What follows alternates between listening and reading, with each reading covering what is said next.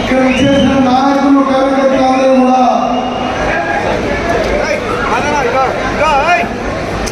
అందరూ కూడా ఈ 10 రోజులు కష్టపడి పనిచేయాలి.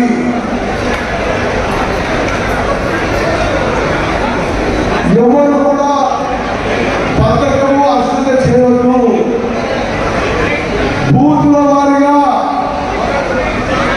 ఎన్నికలైన తర్వాత ఫలితాలు వచ్చిన తర్వాత పద్మావతి గారు నేను సమీక్ష చేస్తాం.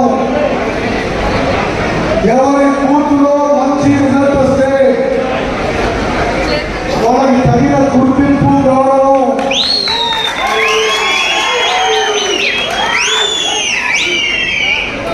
ఆ మహిళలందరూ కూడా పూర్తిగా